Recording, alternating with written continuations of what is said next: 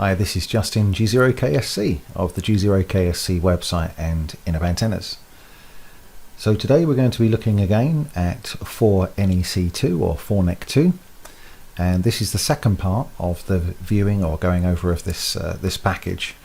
So I'm going to be stepping through quite slowly and carefully. I don't want to get anyone too tripped up on this, so it will be just a step at a time and just small pieces of information without drilling too much into one area, and really to give you a point of reference and a point to play with and experiment with. It's always good to open up an antenna and experiment with that antenna in the software to get the best effects and to understand what's going on. So just as a refresher, this is the opening, or the software when we opened up, and how it looks. I've opened or saved this number 5.ez, which is an EasyNEC or EasyNEC file, and this is one that we built in one of the previous videos, which was on the EasyNEC Pro. We took a 4-element antenna which was placed on the G0KSC website, and we added an element, changed the element positions, and run the antenna to get a 5-element antenna. This is the result of that. Now the new antenna, this 5, is on the G0KSC for you to download. The URL is now going to be on the display for you. You should enter those details exactly. Where there are capital letters, they should be capitals. Where there are lowercase, they will be lowercase. If you do that, you'll be able to download the file. It's very small, and then open up and simulate what we're doing here. So after opening this file, we can see, firstly, for those that haven't seen any of the other videos, the mouse is lit with the yellow circle, and when I click on the mouse on the right hand side of my left-handed mouse, you get the green target lights appear, so you can see what I'm doing. To move the antenna in the view display, if you press and hold that right button and then drag the mouse, you can orientate the antenna into the various different locations on the screen that you want it. If you wish to zoom in, you can. It's a little bit more tedious than on EasyNEC, because you have to manually go in and select these positions rather than just being able to drag it down, or you can use the control up, down and left and right cursors, which will make it a little bit easier. So now we've got the layout as is seen on the display, and the very characteristic LFA with the rectangular driven loop laid on the boom flat between the elements, and you can see that if we go side on. So as a refresher, we press the calculator button to be able to see any of the results that we wish to see.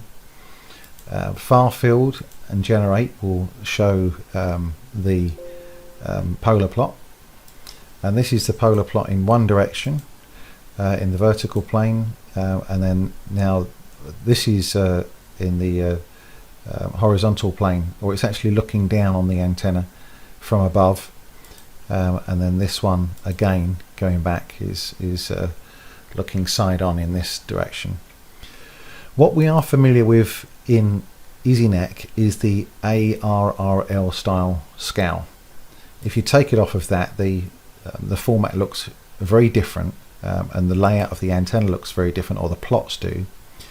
But this is more what you would expect to see in a commercial package.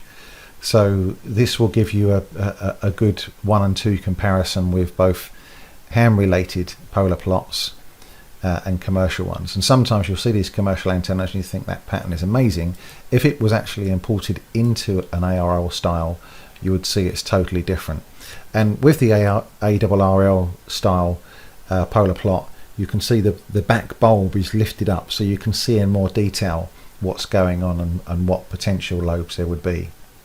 So in that same window, we can go down, press the frequency sweep, select where we want it to be shown. And on this one, because it's a 50 megahertz antenna, we can do 50 to 50.5. But note at the top here that it's the NEC2 engine, the older engine, so it's not going to be quite as accurate with an LFA as it would be with the 2 dimensional. So it looks as if the SWR is a little bit low here. So just to demonstrate, I'm going to go into the settings, down to the EasyNEC engines, change to Easy NEC4, or sorry, not Easy NEC4, but NEC4, and then I'll do a polar plot for an SWR sweep, and you can see that now it's more representative of what the built antenna would be with a very low dip at 50.2. It's just over 1.1 to 1 at 50, and similar around 50.5, so a very flat and wide antenna. So for the purpose of exercise, we're going to go back to the 2, and I'm just going to show you one more thing in this window before we move on. The resolution here, if we change that to 5 and then do a polar plot, far field polar plot, this will give us an indication as to when you open up here, the granularity is not quite so fine. The run will be much quicker, but the granularity of the plot will be a little bit more steppy. The other thing I would like to show you is in the expert settings. If you press to run average gain, this will give you an indication as to how accurate the model is. And what it does is it takes off the structure loss, so there's no material loss in the case of being copper or aluminium. It's a perfect conductor. And from that, the radiating efficiency and the average gain results should be like 1.0. As you can see, it's 1.008. It's just above that by 0.003 of a dB, and that's a level of inaccuracy in EasyNEC, or sorry, Easy NEC, not Easy NEC, NEC2 opposed to NEC4, which will give you a slight variation in the SWR result and the gain. So I'm just going to switch that off so it doesn't stay in that position, and change this back to the one that we would normally use, and run the plot. See, it can take longer now we've put it to 1. And then I'm going to go through the settings briefly with you. There are a number of different editors that you can use to change the dimensions of the antenna. There's a traditional notepad, so you would open up the NEC files. There is an NEC editor that's specific for that.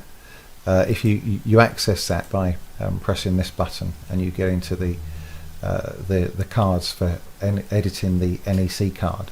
And this is how the NEC source code looks, with the various different instruction sets down this side, position and lengths of each of the elements themselves.